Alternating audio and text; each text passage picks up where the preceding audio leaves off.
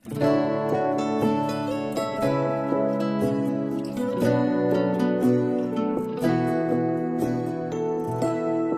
ប់មិនល្អគ្រប់គ្នាបែបខកបំណងនឹងមនុស្សដូចខ្ញុំរឿងរ៉ាវចាំនឹកឃើញសែនខ្មាំងខ្លួនឯ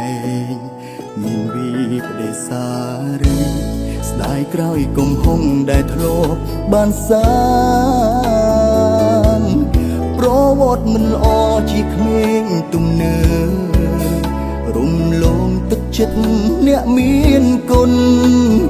តែពេលវេលាមិនអាចត្រឡប់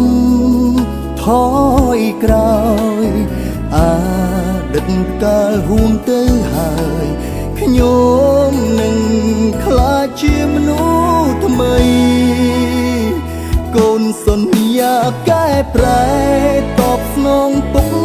ម៉ែអ្នកមានគុណថ្លៃក្លាយជាមនុស្សល្អនៅក្នុងកែវភ្នែកអ្នកដទៃបំពេញមុខមាត់គ្រួសារកូនសន្យាកែប្រែចាប់ពីពេលនេះកូននឹងក្លាយជាមនុស្សថ្មីមនុស្សដែលគេតែងឲ្យតម្លៃពុកម៉ែមិនបាច់ខ្វល់ខ្វាយពីកូនទៀតឡើយ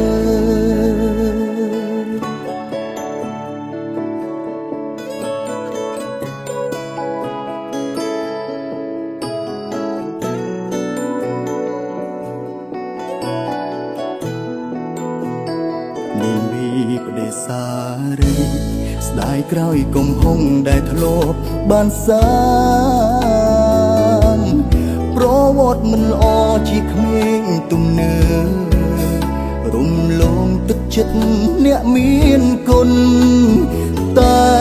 ពេលវេលាមិនអាចត្រឡប់ថ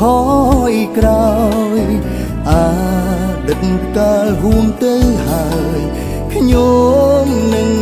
ក្លាយជាមនុស្សថ្មីកូនសន្យាកែប្រែតបស្នងពុកម៉ែអ្នកមានគុណថ្លៃក្លាយជាមនុស្សល្អនៅក្នុងកែវភ្នែកអ្នកដទៃបំពេញមុខមាត់គ្រួសារកូនសន្យាកែប្រែចាប់ពីពេលនេះកូននឹងក្លាយជាមនុស្សថ្មីមនុស្សដែលគេតែងឲ្យតម្លៃពុកម៉ែមិនបាច់ខ្វល់ខ្វាយពីកូនទៀតឡើយ